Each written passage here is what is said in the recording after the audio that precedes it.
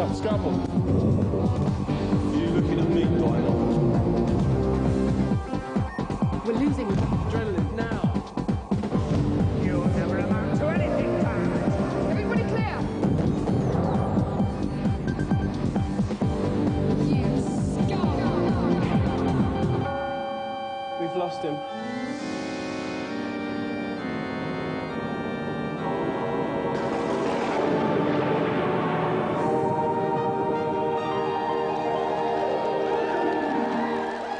They say that all good things must come to an end. Though, strictly speaking, that's not true. El Dorado, scavengers and the Second World War, they all ended and they were cack. Today, however, we're packing our smalls as this groundbreaking 5th series of Gamesmaster grinds to a halt. Today, though, we'll endeavour to pump so much fun up your arteries that the following Gamesmaster free months will leave your emotions intact. Starting with today's news. Just for a laugh, we thought we'd finish the series with an exclusive look at some of the biggest games in the pant line, and of course the place they'll be appearing first is in the arcades. Fans of the combo are in for a chop-licking treat later in the year when Killer Instinct 2 makes its way arcadewards. The sequel features new characters like the spiky brief-wearing Tusk, and old characters have had a little bit of a makeover, with Orchid having more bouffant hair. The gameplay has been improved too. Extra moves include Saberwolf's somersault kick,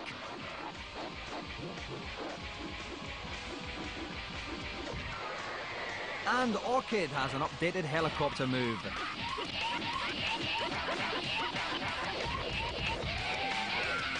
The biggest innovation though is a special move feature underneath the energy bar that rewards attacking play with some extra moves.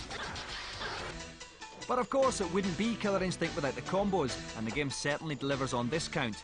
This is an early version of the game and there's a wee bit of a glitch when the action speeds up, but cop a feel of new character Kim's devastating 49-hit combo.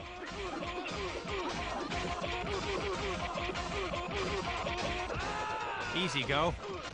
Arcade giant Namco are putting the finishing touches to 2 new titles. The Virtua Cop style shoot-'em-up Time Crisis, featuring the innovative dodge out of the way of flying bullets function. And there's Soul Edge, the first polygon beat-'em-up since last week. Sega, meanwhile, are filling the gap before Virtua Cop 3 with Fighting Vipers, a beat-'em-up involving young fashion victims wielding guitars and skateboards, slugging it out in a cage-like arena. But Sega's biggest title of 1996 looks set to be Manx TT, which does for motorbikes what Genghis Khan did for fights. Perched astride an alarmingly convincing articulated bike, players race around an exact replica of the Isle of Man's famous racecourse. All of these games will be appearing in arcades over the next few months and on home versions by the end of the year, which is December for stupid people. Now, because it's the final show, we don't want any namby-pamby soft celebrity guests coming on. Instead, we're upping the quotient of rock-hard, hairy blokeness as we welcome Iron Maiden's own axeman, Janick Gers.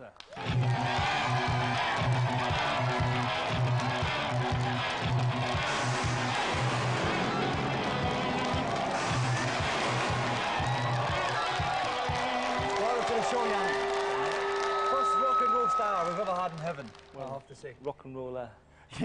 Now listen, Janick, first of all, you've taken a break just now from your world tour that you're on. Is there still a large groupie element these days? Large groupies? Large groupies even, that are like 20 stone? I think the groupies are rather large, yeah. We don't get groupies on this show. I don't get any at all. Well, you've got 2 beautiful angels. Well, exactly, I don't need them. That's very well pointed out, Janick. I was nearly in trouble there from the girls. And the other thing is, I always wanted to be a rock and roll star, but I never had the hair, you know? Well, you could grow it. If I had like 20 years to kill, then I might be able to get it to your epic proportions there. Why is it then that so many proper rock stars have long hair? Probably because in normal society you've got to cut your hair and fit in. Yeah. So when you get the chance not to fit in, it's good to do something a little bit different. And never gets caught in the guitar strings or anything like that? Yeah, I've been caught a few times. Just snip them bits off and carry on. Well, listen, we would have had Janick on anyway because he is such a dead-hard bloke and we like that on the show. But there is another special reason, and that is our final event of the series, which we are calling Blokes Who Sweat Rock and Roll. Guffaw, if you will, but the most original and addictive game we've played all year is Quest for Fame, a rock and roll adventure that requires you to get to grips with the absurd yet strangely appealing virtual guitar, which plugs directly into your PC.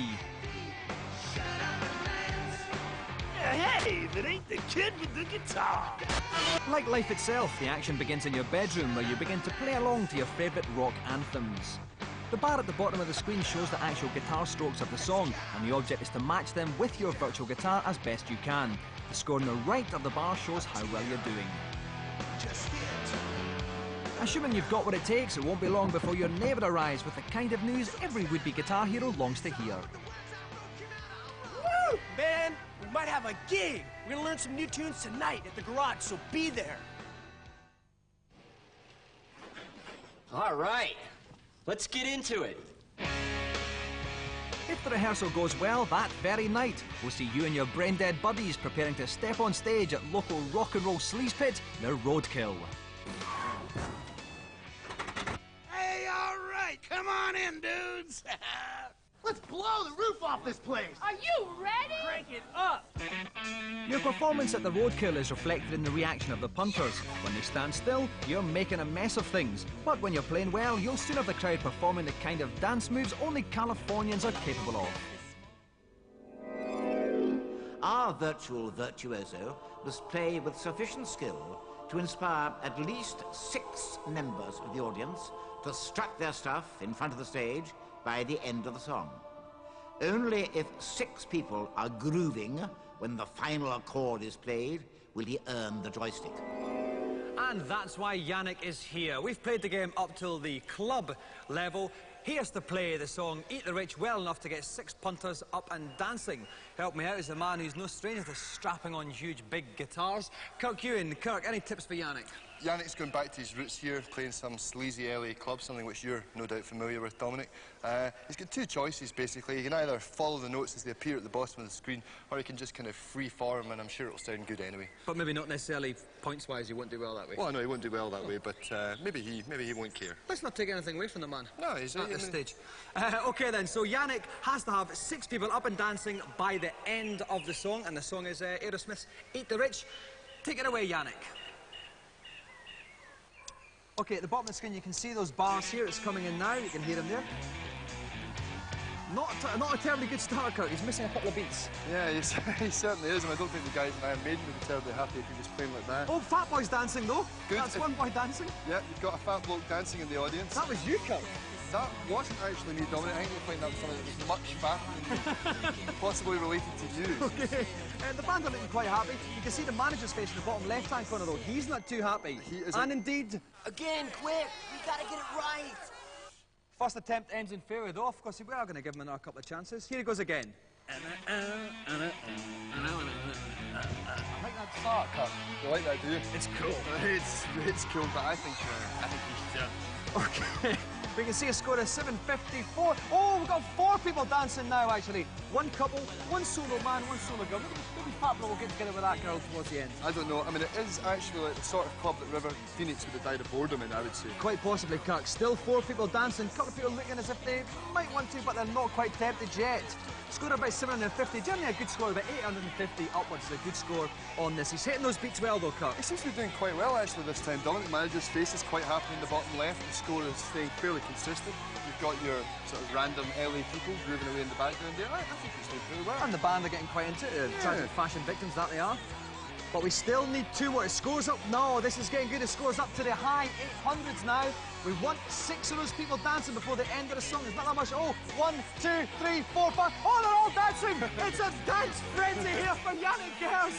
That's it. We might as well continue to the end of the song anyway. He's doing fantastic, though, Kirk. He is doing fantastic. He might even be considered leaving Iron Maiden and going and joining this gang if that's... oh, no, the two Yes, persons. a couple of people have stopped dancing. Remember, they have to be dancing still by the end of the song.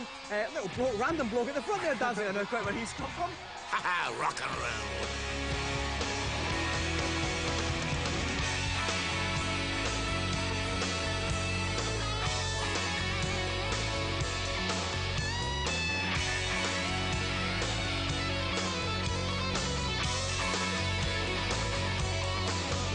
So I called up my head shrinker and I told him what I'd done. Oh, here comes the second. She's coming over here. She's trying on a little bit, I think. I think that's actually to us. Yes, not Janick. Oh, they're all dancing again. Now look at those two blokes by the pool table. I don't know quite what they're doing. That's the slam dance. That used to be fashionable in Mercer.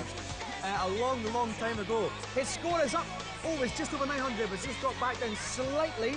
And I don't think there's too much longer of this song, so he's going to keep playing a little bit more and he'll do it, but he's playing fantastically well. Dropped a little bit on the dance floor there. 1, 2, 3, 4, 5, 6, 7. And random bloke. He's still there. He's the only one that seems to actually have moved up to the front. Everyone else has been a bit cool about it. You know, it's the LA way. You hang back, you let the band do their thing. They are, and again, Fat Bloke's showing a lot of energy there. He hasn't stopped yet. Well, he kind of needs to lose a bit of that weight anyway. He does, he's doing well, so it's a special calorie control dance. He's doing, that's it, that's the end of the song. The 6 people are dancing there like they were earlier on. It's fantastic. Janick Gers has done the challenge. You're really on tonight, bud. Well done, Janick, mate. Now listen, it was at the start things went a little bit wrong. What were some of the problems that you were having? Well, it was an Aerosmith song, and I was playing an Iron Maiden tune, so it didn't work. Bound to be problems there, mixing the two. Yeah. But in the end, it was fine. What was it like then, playing in that small club compared to like playing in the stadiums you're playing now, and the atmosphere of our fantastic heaven? I think if whoever buys this plays in the club, and then hopefully they get to the stadium, they'll see the difference as well. So you think this could well coax the Iron Maiden Axemen of tomorrow? Definitely, definitely. It's a coaxer. Well, thanks so much for coming on indeed, Janick. It's been great to have you on, and it means the winner of our special Blokes Who Sweat Rock and Roll Gamesmaster Golden Joystick, Janick Gers. So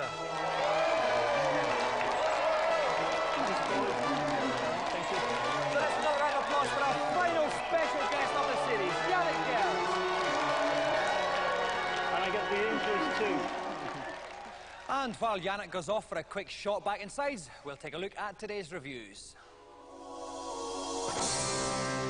First up, run around attempting to save the lives of 8 forms of rare butterflies using only a copy of Umberto Eco's Name of the Rose. Yes, you guessed it, it's Assault Rigs on the PlayStation. It's a bit of a battle tank game. You drive around in a texture map tank, shooting baddies that look like they've come straight out of Star Fox on the Super Nintendo, and the whole thing lacks imagination and lacks polish. I found it very boring. What did you think, Rick? Well, I think there is some gameplay hidden in its shabby exterior. It looks terrible, but it kind of plays okay. If you link 2 PlayStations together, you have a 2-player mode where you can both shoot each other. It's all just a thin veil over a game that is sadly lacking in any excitement. I'm not impressed, and I wouldn't encourage anyone to go out and buy this without trying it first in the shop.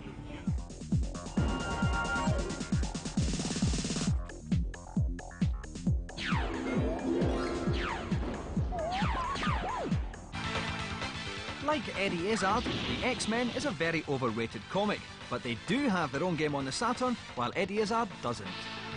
X-Men.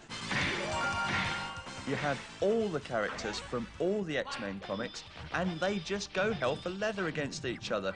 But it's a 2D beat-em-up, which I'm not normally that keen on. So let's see what Dave, the beat-em-up expert, really thinks. There's the capacity for big combos. There are huge special moves. It reminds me a bit of Turtles Tournament Fighters on the SNES in its quirkiness, but it's a lot faster and a lot more exciting. This is worth checking out. This is cartoon scrapping at its best.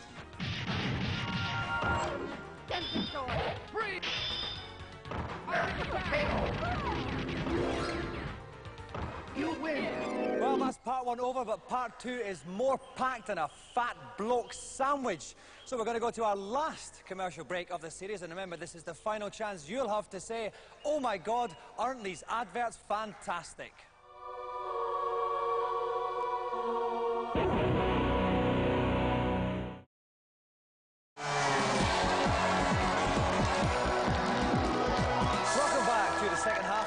Gamesmaster of the series. It's a sad occasion, so amidst near tragic torrents of tears, let's go over to Gamesmaster for the final challenge. Since this is our final challenge, I have come up with something a little special. The awesome arcade driving game, Rave Racer. Players have 2 laps to burn the rubber as they speed their way around the mountain track.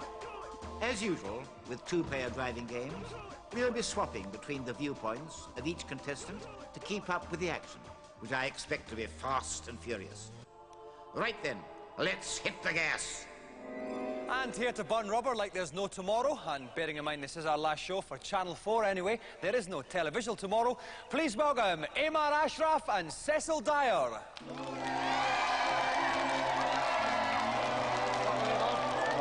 Welcome, Cecil. Now, Emma, you're obviously quite a big bloke. I'm not going to take too much mick out of you. You study fashion. That's right. And so give me a quick appraisal. Well, it's not bad. It's a bit bland. Bland, do you reckon? Yeah. I prefer the word classic. I think. Just about. Nice cut, tapered legs in the bottom. It shows off those skinny legs of yours, yeah. Does it? Yeah. All right, fine. I might give you a kicking actually if you're not careful. Emma, not that I'd fancy my chances much, of course, to be honest. I am bald and wear glasses. He is large and muscle-bound. Cecil, now you don't study fashion, obviously, but you do cook. Yeah, I do. What kind of stuff do you cook? Caribbean dishes, English dishes, anything you want, really. Do you eat quite a lot then? Yeah, quite a bit, as you can see from the stomach. That's not for me to say, really, Cecil. And you cut hair? Yeah, I can cut hair as well. Do you cut your own hair? I just wonder whether you maybe hid it deliberately behind that. No, I don't cut my own hair, and I didn't cut yours either, don't No, you didn't? Do you like my hair? Yeah, it's very good. Yeah? Could you do anything different with it, do you think? Just a little bit here and there. A little bit of hair here and there would be fantastic, actually. Particularly around the we temples. call it the Air Jordan. OK, well, I think basically I'm going to slap these two guys around a bit because they've been far, far too cheeky. At this point now, I would like you both to take your positions at the machine, and I'm going to go up and have a chat to my wee pal Derek. As I said, Mr. Lynch, fine employee of Funland, has helped me out with this one. OK, Derek, give us some tips. Okay, the trick here is to get in the opponent's slipstream right up behind the car to gain speed. If you're behind, yeah. That's right, if you're behind. And then you go on the inside lane and perhaps knock them out of control. So that's it, it's that inside line that's going to be important if you're behind. Right, yeah. OK, thanks very much, Derek. Right, whoever is in the lead at the end of the second lap will go away with our final Gamesmaster golden joystick then. Best of luck, Cecil. Best of luck, Amar. Let's start the race. We're getting a countdown, 3, 2, 1. We'll start off with Cecil.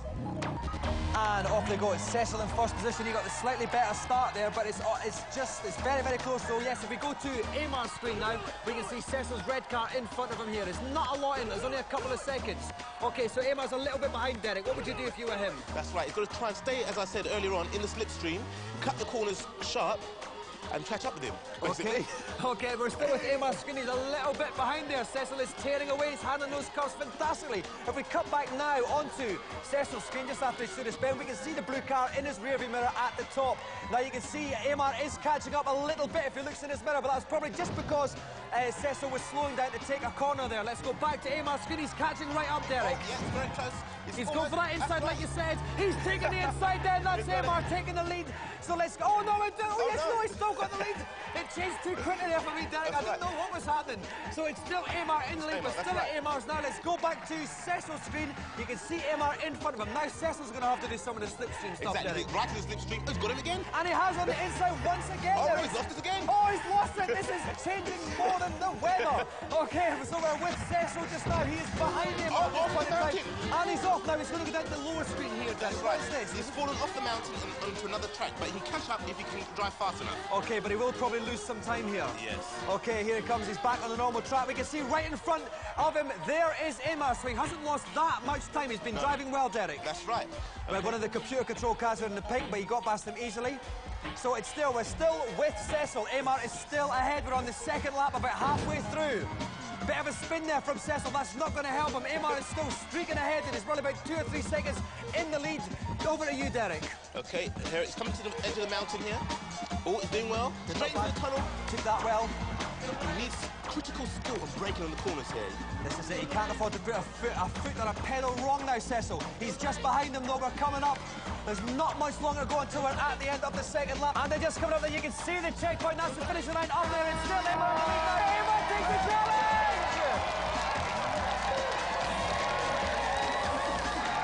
OK. Now, Cecil, you had the lead earlier on, but you basically blew it, didn't you, mate? Oh, yeah, I was running on BR time. I don't know what happened there, man.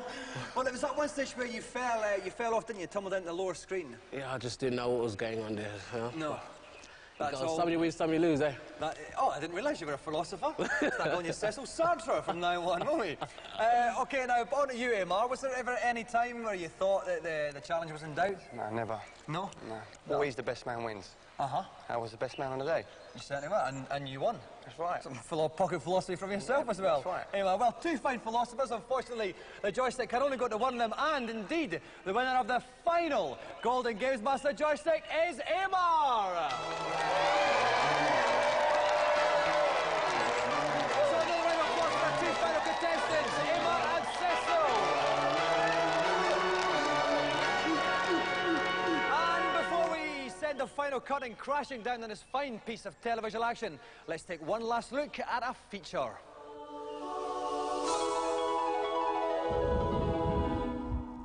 This is the California-Nevada state border just outside of Las Vegas. Behind me you can see Desperado, what's supposed to be the world's tallest, most frightening roller coaster. Am I scared?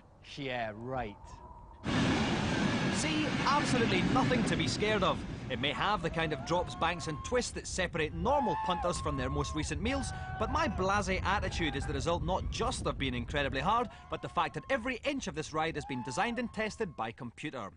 Aerodynamics in Utah are the people responsible for some of the world's most spectacular roller coaster rides, featuring corkscrews, boomerangs and hairpin bends that would have been downright rude without the computing power of their specially designed roller coaster software. The initial plan for a ride begins as a single line that defines the proposed path of the new coaster. Once this has been cooked up, dedicated software programs take over and calculate the speed of the vehicle and the various forces that the track, cars and, most importantly, the punters will be subjected to along every stage of the ride. Potential problems are identified by blokes rocking dangerously on chairs, who can change the track accordingly. This period of testing and modification can take anything up to a year to complete. Once the basic outline of a track's been decided, other computer programs take over, adding the support structure that will be needed. Eventually, a detailed 3D image of the ride is produced, allowing the Aero designers to ride the virtual coaster before the real one is even built. The software involved has created a revolution in trouser-tightening roller coaster design. But the biggest and baddest of them all is this, the Desperado. Okay, so it's 5,900 foot long, and yes, it does feature the single largest, fastest drop in roller coaster history, but secure in the knowledge that every nut and bolt involved had been painstakingly tested by the computers, it was no wonder that I was super cool. 4 Gs of pressure, speeds of up to 95 miles an hour, and a 295-foot drop that I'm just coming up to. This is why, A, I'm not wearing my glasses, because I'd rather they weren't welded to my face by the time I got off, and B, I have not had any breakfast. I would just like to say at this point, Mum, I love you.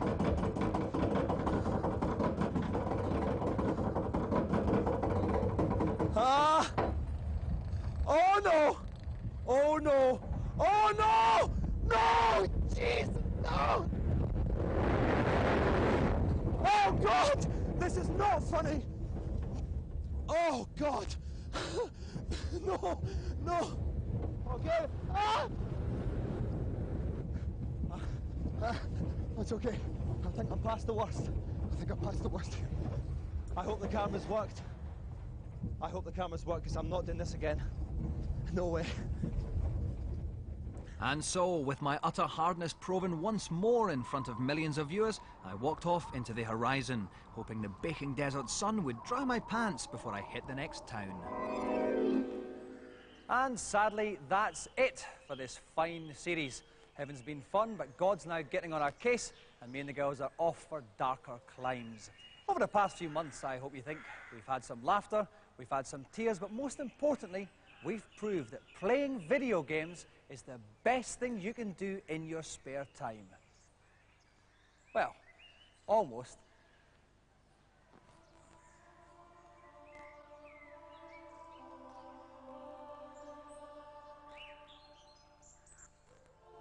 Goodbye, one and all.